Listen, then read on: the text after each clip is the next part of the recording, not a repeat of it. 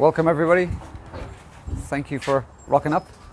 My name is Dennis and I was here last week just talking about health and the system and us, and I'll just do a really quick recap, but nothing in detail, and then we'll take it on from there.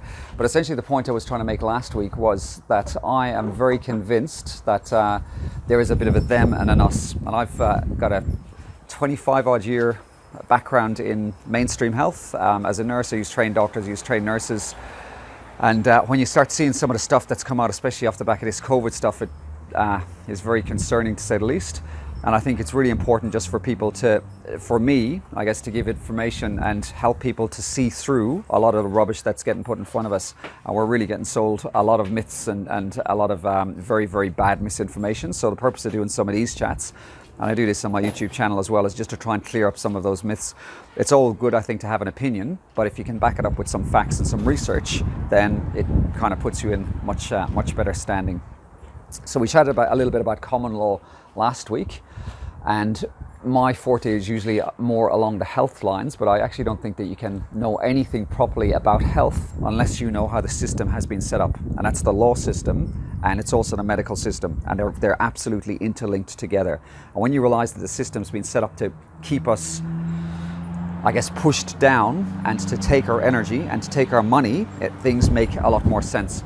And that doesn't mean to say that the people in the system are against us. A lot of people in the system, especially in the health system, they don't know these things. They're just perpetuating the stuff that they've been trained by. And we talked about something called the Flexnor Report, which was put up by the Rockafeller Institution in around 1910, I think it was, which essentially bastardized just about every other area of medicine except what we call allopathic medicine. And that ended up having stacks of chiropractors and homeopathy practitioners and lots of other alternative medical practitioners actually jailed. And now we're left with this system. This is the only medical system that is apparently the one that works. We've never had a sicker population in our lives. America is just horrendous. The statistics in America are worse than third world countries. And then all these other things that do work, they're called quackery. And that's actually one of the places where the Flexnor Report kind of put that word into mainstream thinking, that everything else is quackery. So I wanted to branch onto that and basically take it down that little avenue of a few more interesting facts, okay? So the title of this little chat I thought was going to be The Destruction of Energy in Health. And when I'm talking about energy, I'm not talking about necessarily how good and how vibrant we feel, but I'm talking about waveform energy, okay? And we have this idea that we're all solid. You know, we can touch things, we can feel things. But if we looked at an atom, what we have in the middle is we've got an electron in the middle, so we're told, and even then there's doubt about that actually. And we've got a nucleus in the middle, and we got an electron around the outside. And to put that into perspective, that would be something like me standing here and an electron somewhere out there in Gordonville. Okay, that's how much matter is in us. We're way more than 99% empty space. Okay, this is normal science. This is not weird, wonderful stuff. Okay, so there's this idea that we just interpret our surroundings like an antenna in order to work out that things are solid, in order to navigate through this thing that we see as life. Okay, we're in these kind of meat bodies. Now, if we're all matter, things work very, very differently, okay? Because you have this very direct cause and effect. So I'll put this in here, that changes this, the outcome is really, really obvious. You mix your paints, you get these colors. But if we're energy, things take on a dramatically different look for us, okay? And I'm going to gravitate with this chat towards the end of the chat towards something called the placebo effect. And the placebo effect is quite simply one of the most important things that anybody can be aware of with their health. It can cure cancer, okay? So from a matter point of view, the placebo effect can't work. But if we think of things from an energy point of view, absolutely the placebo effect makes absolute sense. Okay, so I'm going to take you in a little meandering journey to get to the placebo effect, okay?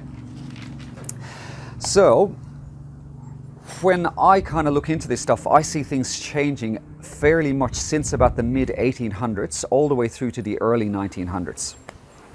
It's actually, if you wanted to look at another few rabbit holes, there's decent evidence that our whole timeline has been interfered with, and decades, if not centuries, have been added to our timeline. Okay, if you want to look at that, there's a fellow called, I think it's Anatoly Fomenko. He's a Russian dude who's got a whole team of people who look into this, and his evidence for that is actually very, very compelling. So this is not just some weird guy, making up some weird stuff. Okay, so let's pretend we're following conventional history and conventional science, and we believe what we're being told. But since about the late 1800s, we had all these people like Newton, Darwin, Einstein, and all these guys, their sole aim has been to tell us kind of one big message, that we're just these little specks of matter and we're insignificant. Okay, so Darwin's got it out there that we all come from monkeys and we're just all these random experiments that kind of just popped in because of different molecules interacting with each other.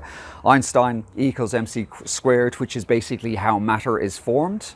Okay, who else we got? Newton, again, gravity, apple drops on head. Say, Neville, feel free to grab a seat.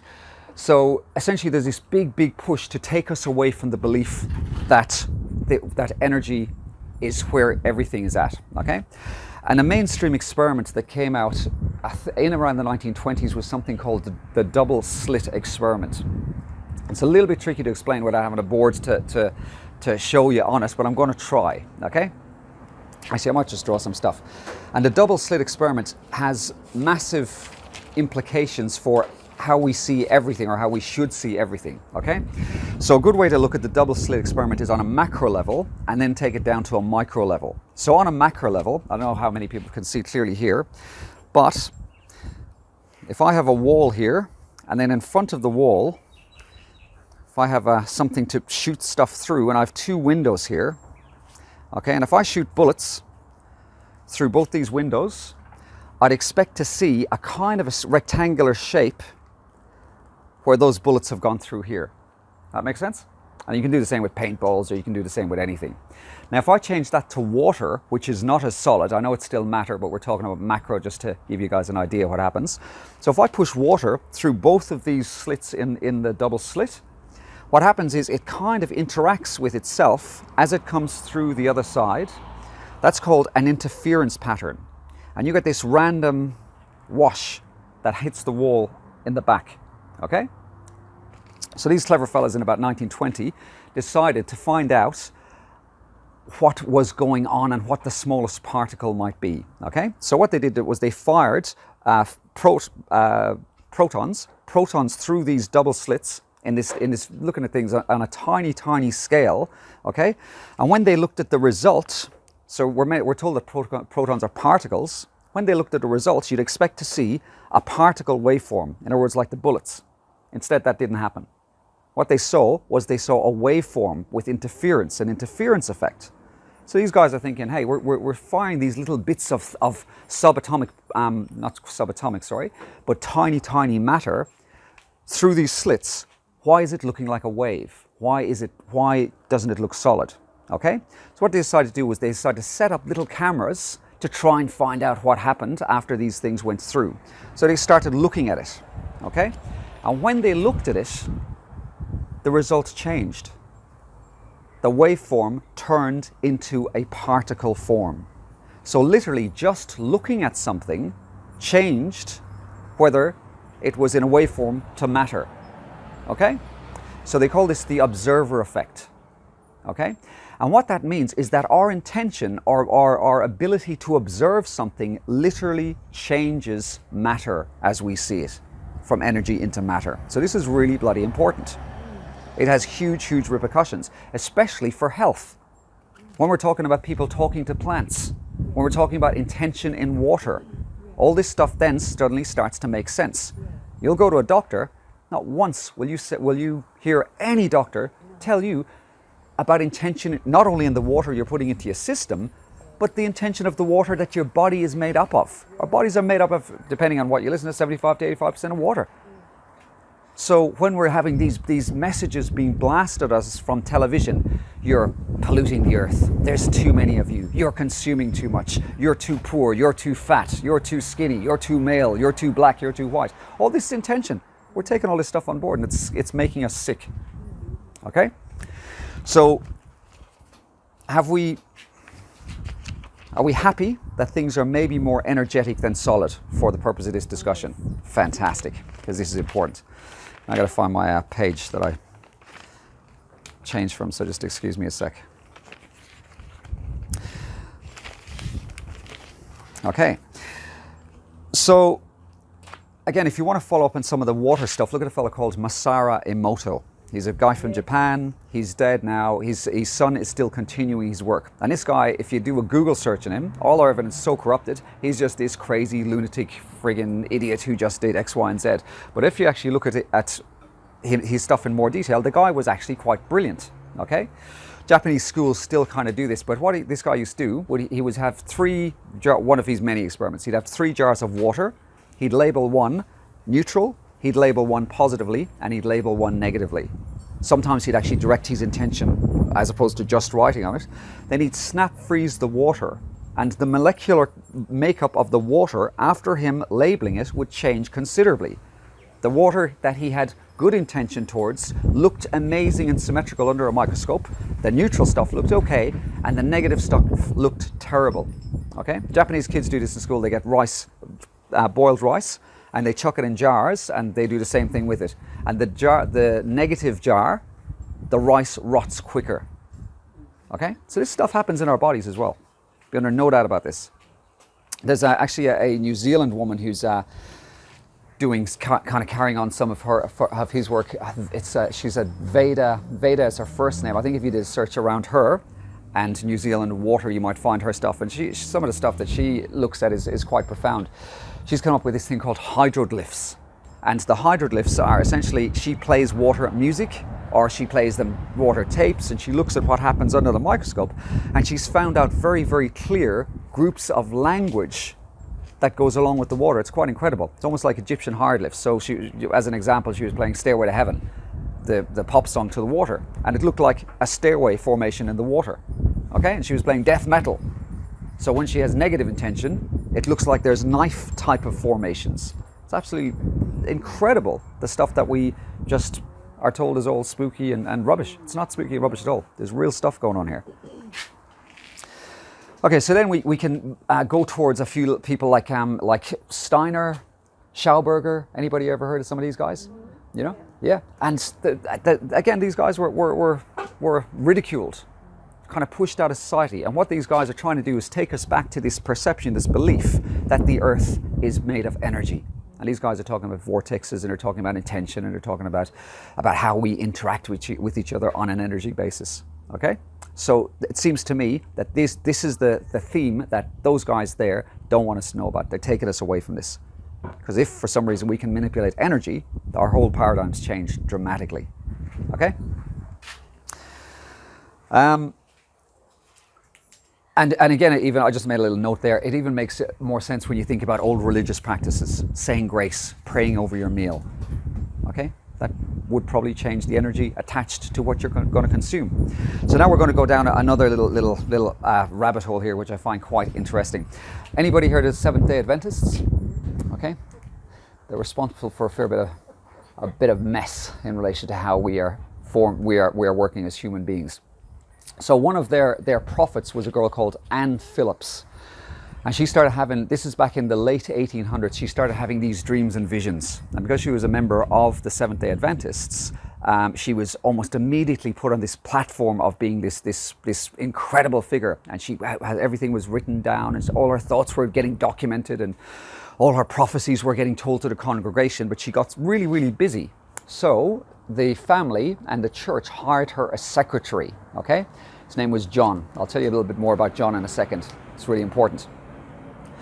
So he worked very closely with Anne, and he was recording everything. And there's a general theme back around then, and this is where we can kind of branch off into things like the Eugenics Society. Anybody heard of that? Okay, so this is kind of a bit of a precursor to some of the pre-World War I, World War II ideas, which is about having genetic purity and about removing dirty humans from society, or at least the ones that we don't want, whoever we is. Okay, so there was this theme of having purity in your culture, I guess, and also cleaning stuff up. Also these very firm ideas of the poor masses, overpopulation and whatnot. And again, a bit of a theme to kind of stop people reproducing. Okay? She was also, Miss Phillips was a little bit puritanical. She had very strange thoughts about sexuality and sex.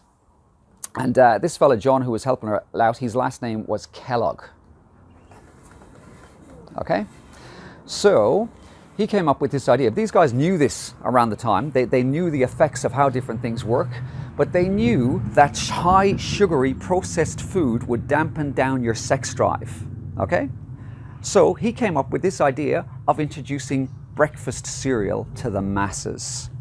And the real reason that was introduced, this whole thing about breakfast being the most important meal of the day, is bullshit. There's no science, there's no evidence for it. It was to stop guys from getting horny and reproducing, and to dampen down their sexual drives. So Mr. Kellogg's put this on us. He happened to work very closely with the nephew of Sigmund Freud. Anybody know who his name is? One of the most important friggin' figures that almost nobody's ever heard of. A fellow called Edward Bernays. Okay? This guy was probably a demon. The guy did so much bad stuff to the earth, it was just not funny. So he based a lot of his thinking off some of Freud's concepts. And Freud, I don't know if anybody likes Freud or not, but Freud was a cigar chomping, chain smoking, repulsive figure who was just thrust into the public spotlight and given all this credibility. I think his niece or nephew or something released his papers, and he's got these papers and letters saying stuff like he's holidaying in Italy and he's going, I must rush back to Germany where my clients may be at risk of getting better unless I can't get back to them in time. This is the kind of stuff that Freud was writing in his letters. Okay, the guy was a horrendous creature, and his Bernays is just as bad. So Bernays is famous. He wrote a book called Propaganda for the Masses. Okay, and the American government at the time actually used his methods to overthrow at least two South American countries. I think Panama was one. I can't quite remember. But Bernays did stuff that was a lot worse than that. But Bernays was the one who threw out this rumor or this myth that became reality of breakfast being the most important meal of the day. Okay, he got Kellogg's up and running as a brand of food, nutritious food. Can't think of anything worse than that shit you get in a box. Okay, he also incidentally was the same fella who was responsible for the campaign for women to smoke when they're pregnant. Okay. He did so much with the pharmaceutical industries, with the medical industries. This guy just about anything insidious that's happening in our culture, this guy probably had a hand in starting it out. Okay, and now we've got massive amounts of social control happening with all this COVID stuff, and I have no doubt that a lot of the stuff that's going on with this COVID stem from a lot of his principles. So interesting one there. And then we can open that up a little bit more. So if we think about the sugars and the processed foods and the oils, they hampering on our sexuality and our vitality and our ability to produce and whatnot. Let's look at some other stuff. So we got sugar in there. Does anybody hear of Weston A. Price? Incredible figure. He was a dentist who, again, back in about the early 1900s, who just was baffled by the horrible dental hygiene. Neville, I know, has heard of Mr. Price, who's an absolute incredible guy. And so he went around the world looking at why in the country these people had perfectly straight teeth, and in the cities people didn't. And the guy was way ahead of his time. He's one of the first people to identify hydrogenated oils as being one of the worst things for humanity. Okay? He also obliquely alluded to, I'll be talking a bit about this next week, a thing called deuterium. Okay, so essentially it's heavy water, and I'll be explaining how that works on another day. But these things are incredibly related to just about every single chronic illness. So we're told that genetics are why we get sick. Really? What about all the poisons that are all around us? The petrochemicals, the pollutions, the stuff in our foods, the sugars, the blue lights. No, it's genetic. You have to be, once you unsee some of this stuff and see stuff differently, you have to be crazy to believe this. And these doctors, these people who are the custodians of our health are telling us this stuff. It's just insane if we think about it.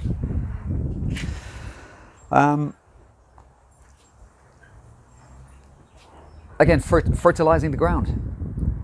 Your guts are exactly the same as the earth. They need a diverse bacteria inside them for us to live. They control everything, all the way through to our hormonal activity, to our immunity, to viruses, bacteria, depending on if you are veering there. There's even question marks to some of that.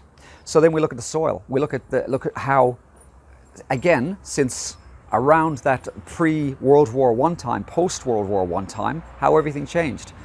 We had the after World War I in England, we had stacks of factories sitting over that were producing bombs. They were useless after World War I. So somebody had a great idea. Do you know who knows the components in bombs? Nitrates? Somebody had a great idea. Let's sell this to farmers. So all your bomb factories became nitrogen factories to sell to farmers. So they were sold this idea that you didn't have to have crop rotation anymore. So nitrogen does make your plants look great, but it burns the soil, it kills the bacteria. Okay, so then you have shitty soil, you need to buy more from these companies, you need to put more nitrogen, and again, as many people I'm sure know here, our food then is compromised. Then we have studies that are run by these companies to show that non-organic food is just as good as organic food. Okay, so it's just quite incredible, all these little tentacles that end up having us in severe bad health. Any questions so far? Little bit of looping around. Everybody following? Yeah. So when you kind of start taking it back from a certain point and developing it forward, things start to make more sense, don't they? Okay. And again, a lot of the themes of what I talk about is there is a them and us, and they are trying to at least keep us down, if not trying to hurt us. I personally think they're trying to kill us. All the evidence is there for me. And once you start realizing this, then you gain some knowledge, then we can stand in our power, we can start to look at doing stuff about us. And then we start, first of all, with ourselves, then we start by spreading knowledge, and then bringing other people to see the reality of what's going on. It really is like living in the Matrix, isn't it? Once you see some stuff. Okay, we'll kick on. So, we're now going to just branch into the placebo effect. So who knows much or anything about it? You know a little bit about it? Fantastic. So the placebo effect, really, it's been around for thousands of years. It was even written, or you can see the hieroglyphs in Egyptian tombs about this. So it's been all the way through history. We've known about the placebo effect, but it became integrated into medicine with a guy called Beecher, Henry Beecher, during World War II. So he was responsible for having to save soldiers who were maimed with bombs and guns and whatnot, and he ran out of morphine. Okay, and he had to do a leg amputation, and the nurse that was assisting him, he was just about to tell this soldier, I don't have any pain relief, and the nurse jumped in, she said, I have morphine, I'll give it to you now. And he saw her take saline out of an ampule, and he was going to say, hey, you can't do this is unethical, and for some reason he didn't say anything. This soldier got the saline, and Beecher was able to chop this guy's leg off, and the guy didn't have any pain with saline. Quite incredible. So when he got back, he started rethinking everything about medicine, and he's the person who started that structure of clinical trials being used with placebo. And his idea was, if a placebo works better than the clinical trials, then the drug is useless. So just his observation in that setting in World War II changed massively how we do clinical trials. But now that's been corrupted, so our clinical trials are still useless, even though he kind of had a good idea and good intention at the time. Then the next most pivotal figure is a guy called Irving Kirsch. Yes? Oh, waving to somebody there. Next big figure there is a fellow called Irving Kirsch. And this guy, he was he American or English? I can't remember, but he did his studies in England, but he was really fascinated with trying to work out how the mind works in relation to medications. So it was obvious for him to pick medications that would work on the mind. So he chose antidepressants. He's very much now linked to antidepressants, but it was more accident than him wanting to find out about antidepressants. He wanted to study the placebo effect, okay? And some of his work, he started his work, I think, in the early 90s, and he's still going strong today. His work is absolutely astonishing, okay? If anybody here thinks antidepressants work, go look at his work. Go look at his work. Okay, majority of the effect of antidepressants is the placebo effect. Then you hear some people say, oh well, at least it's a placebo. Well, why don't we just use that and be happy with the antidepressants? Yeah, have you ever seen the black label antidepressants with the side effects? That's why. Okay. Sorry, what was that gentleman's name? Irving Kirsch, Kirch, I think. There might be a T in there somewhere. It's So why didn't they use this on the vaccines? because they're trying to kill us. Yeah. They're keeping this information away from us because they don't want us well. It's very straightforward, very simple. This information is out there. These guys know this information, yet it's being trapped. Okay? This is why the placebo effect is looked at as an inconvenience. It messes up clinical trials. Okay? No drug company wants to have the placebo effect working because it's free. That's not going to help profits. So, the placebo effect, interesting. Little nuances with it.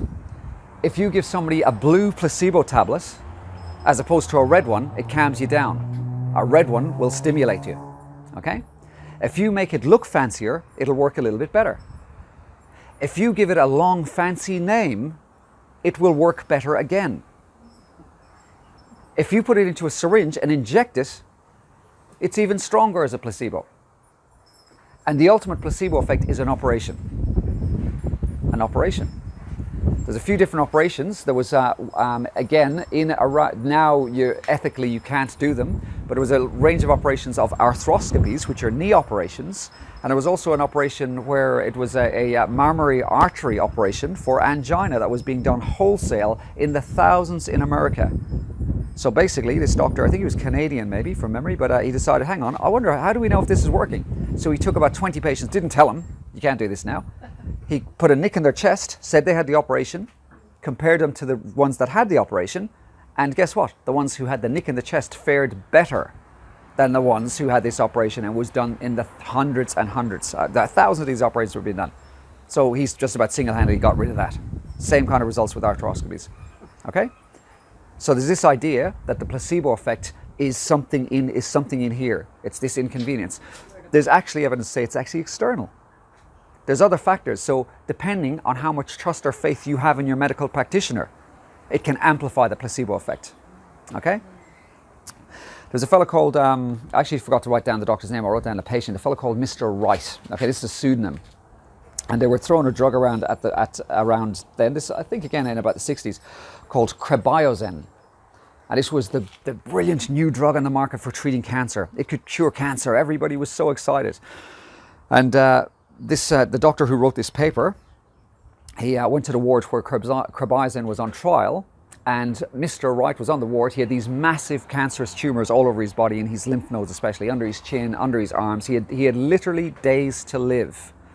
And he bailed this doctor up. He said, please give me this drug, this trial drug. And the criteria for the drug trial meant that Mr. Wright was too sick to take this drug. And Mr. Wright was relentless. He begged this doctor to give him the drug. He begged him. So the doctor manipulated his file history to give him the drug, because he knew this guy was going to die. Okay? So went away home, was on the weekend, came back on a Monday, expecting to find Mr. Wright dead. Mr. Wright was up around the ward. His tumours had gone down by about 70% in size. He was talking to the nurses and talking to the staff. It's quite incredible. So then, one of the tabloids at the time, maybe the New York Times or one of these big papers, put out this huge article on Cribiozen, saying that it doesn't work. It's a sham, it's a scam. Mr. Wright was at home. He got discharged, by the way, within 2 weeks. He's at home reading the paper. He's gone, oh my God, this Cribiozen, I've been fooled. His symptoms came back harder and stronger. He ended up back in a hospital. Massive tumours, almost within days. The same doctor saw him. He couldn't believe what was happening. You could see he's just going, this is baffling. So he said, Mr. Wright, I didn't give you that one. I gave you the new one. It's Cribiozen B or Cribiozen C. Mr. Wright, his tumours cleared up in a few days. He went home again. Okay? And then another article came out about Cribiozen. He realised he'd been fooled, and he was dead within a few weeks. This is the placebo effect. It is absolutely incredible. Absolutely incredible. So here's the interesting thing. We have the placebo effect, but we also have something called the nocebo effect. Anybody hear this before? The nocebo effect is absolutely vital for us to know about. Okay? It's a Latin term. It means I will harm. Okay? So the nocebo effect, no prizes for guessing, is the opposite to the placebo effect. Okay? A word that I like to use sometimes instead of the nocebo effect is diagnosis. Diagnosis. Another term, which is not mine, it's called medical hexing. Medical hexing. Two great examples, again, in Western medical literature, both of different time periods, I think different countries, of liver cancer. Okay? Two people diagnosed with liver cancer, both 6 months to live, two totally separate instances, both died almost precisely within that 6 month period. On autopsy, neither had liver cancer. Be careful when you go to a doctor. Be careful when you go to a doctor. Okay? Be careful what you listen to on the television. COVID. It's out there. It's a virus. There's a term we use sometimes called psychosomatics. Do we not think for a second that this relentless propaganda about COVID is not going to have some effect on the consciousness of how we think of flus and colds? It's quite incredible. Quite incredible. So again, this is subjective now. I know that there's something nefarious up because those guys know the effects of this stuff. And for our governments and our televisions to be telling us about this pandemic, there's no pandemic, that's trying to kill us, they know. They know. And I can only think for myself that this is meant to harm us. These guys know how this stuff works. Okay? Interesting story, friend of mine, and I met him after this incident happened with him. But he was in Darwin, and he got to the stage in Darwin where he had a little bit of stress in his life, and his stomach started playing up. He got a thing called Crohn's disease. Okay, Crohn's disease is uncurable. So he got worse and worse, and he ended up where he was spending about 4 months in hospital. This guy's a good friend of mine. And the doctors came around to see him, and they ended up telling him that he was going to have a colostomy. His guts ripped out essentially because they couldn't do anything else. He was on bags of steroids. He lost weight. He went down to something like 48 kilograms. 47 as a man, that's kind of fairly slight. Okay, and when he heard that, he thought, no fucking way.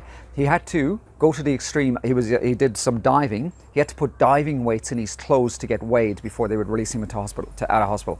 So as soon as he got out of hospital, he managed to escape. And as soon as he got out of hospital, he went to Asia, and he radically changed his diet. Didn't quite do it the right way in hindsight, but he ended up curing his Crohn's disease. So either he's a liar, or I'm lying to you guys, or there's something wrong with the information we're getting about what can be curable and what's not curable. I've got a story of a good friend of mine. Yep. She had lung cancer. Just hold on that for one sec, because there's a little finish to that story which is even more interesting. That's okay, but I'll come back to you in just one sec. So his sister rang him about 2 years ago, and she said, I've got exactly the same symptoms as you, Chris. And she said, what did you do? So he told her what he did to fix himself. She went to the doctor that diagnosed her, and about 6 months later, the doctor said, I've never seen anything like this. Your symptoms are gone. And he said, what did you do? She told him. The doctor said, bullshit. She said, I'm telling you, this is what I did. I said, no, it wasn't. That wasn't what it was. So she told him to get lost and walked out the office. Sorry, back to you. Yeah, I've got a similar story of a friend of mine. She lives in Townsville. She was diagnosed with lung cancer. Yep. She had a surgery, and then they gave her the whole chemotherapy, radiation, and she said, nah, not doing that. The doctor said, okay, in 6 months you'll be dead. And she said, okay, we'll see about that. And then she went to a naturopath, and what they did, they actually starved her. Yep. Like, she stopped eating, she just had fluids. She got to the point where she was nearly died. Yep. And then they started with juices and all the good stuff. Excellent. About. And But cancer is incurable, hey? yeah. Okay. And then she actually made the effort to go to the doctor. Yeah. So that she's going to be Yeah. dead. After I think 2 years, she waited. Yeah. And she said, "Hello, I'm still here." And the doctor said, "What did you do?" And she told her. She said, "Nah." Yeah. Quite incredible. Quite incredible. And here's the problem. I'm standing here, And this is where this system has been so cleverly created. So we now have trust the science. And the science is related to clinical studies. And we're all fooled that clinical studies are the epitome of brilliance and genius. But the guys who want an outcome are funding the studies and organising the friggin' studies to give us a clue. And then people like your friends, like my friend, and there's many other people who I know, again, they could all be liars, are curing themselves. You know that I think it's the MHRA, I think in England, the medical some blah blah blah, another acronym-y friggin' evil institute. They outlawed the word cure in about the 1940s in England. It's illegal to use the word cure unless you're a doctor in the medical industry. You can go to jail. It's absolutely phenomenal. Absolutely phenomenal. So, just to wrap up, the root of all health is related to toxicity. Okay? And it doesn't necessarily mean chemical toxicity. It can be mental toxicity. It can be energy toxicity. It can be light toxicity. And if you eliminate the toxicity, you will cure just about everything. That's it. Well done. Thank you. Yep.